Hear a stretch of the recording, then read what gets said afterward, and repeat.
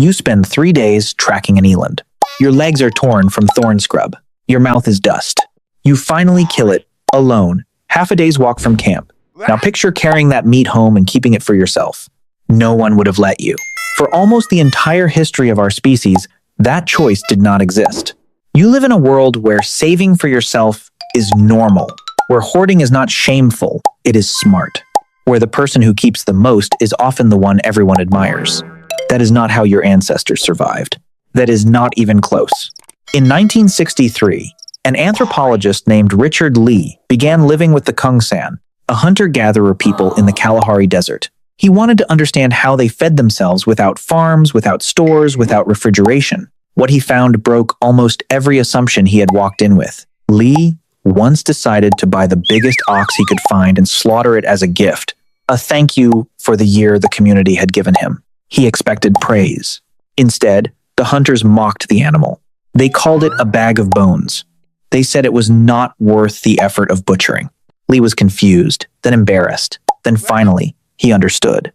This is called insulting the meat. It is a custom. Every time a hunter brings back a kill, the camp puts him down, on purpose. They never let him feel important. Why would people humiliate the person who just fed them? Because pride is dangerous. A hunter who starts believing he is better than everyone else stops sharing eventually. He starts deciding who eats and who does not. That is how power begins. So the group crushed it before it could grow, every single time, with mockery instead of violence. Another anthropologist, Polly Wiesner, spent years studying something called Hxaro, a gift exchange network among the same Kungsan communities. People gave beads, arrows, tools, and food across huge distances to relatives and friends they might not see for months. It looked like generosity. It was actually insurance. Here is the part that should stop you. Rainfall in the Kalahari is unpredictable. One region gets water and food, another does not, and it can flip within a season. Hxaro meant that if your area failed this year, someone 200 kilometers away owed you a place at their fire.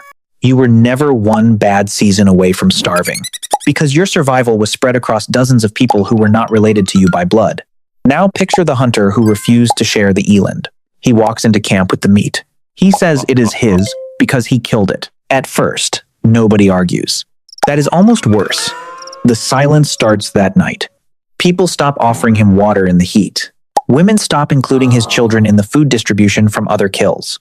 Men stop inviting him on hunts, and a hunt with fewer hands means longer days and higher risk. Within weeks, he is not banished. Nobody screams at him. Nobody hits him. He is simply cut out of the web that keeps everyone alive. The anthropologist Christopher Bohm called this a reverse dominance hierarchy. Bohm studied dozens of forager societies and found the same pattern again and again. These groups had no chiefs, no bosses, no one person telling everyone else what to do. But that was not an accident of simplicity. It was enforced, actively, constantly, through gossip, ridicule, and exclusion. Anyone who tried to hoard, boss, or dominate got pushed back down, hard, fast, before it could spread. So let's reconstruct that day properly. You kill the eland. Your arms are shaking, your knees are cut, you have not eaten since yesterday. Every instinct tells you this meat is yours. You earned it. You nearly died for it. But you also know something your body has learned over generations. Tomorrow you might come home with nothing. Lee's own data showed that on most days, hunts failed completely.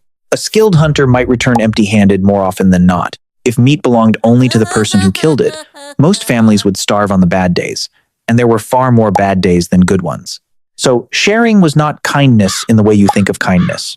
It was a survival algorithm running through an entire community, and it had been running for roughly 300,000 years. Here is the counterintuitive part, the twist most people never expect.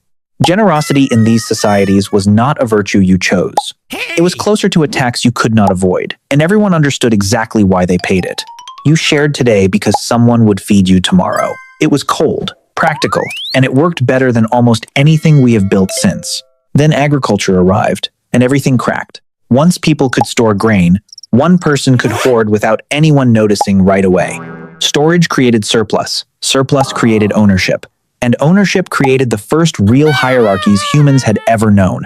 The same anthropologists who study foragers will tell you this plainly. Inequality is not natural to our species. It is a side effect of the granary. Now look at your own life. You do not need your neighbor to survive.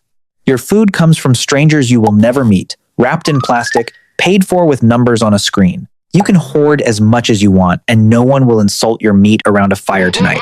And maybe that convenience cost you something you have not fully named yet.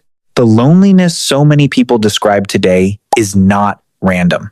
It is what happens when the web that used to bind strangers together, the Hxaro, the shared kill, the mutual debt, quietly disappears. You gained independence. You lost the thing that made you impossible to abandon. I think that trade looks a lot worse the longer you sit with it. So picture that hunter again, walking back into camp.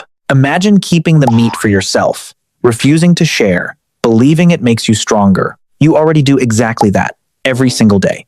You just stopped calling it hunting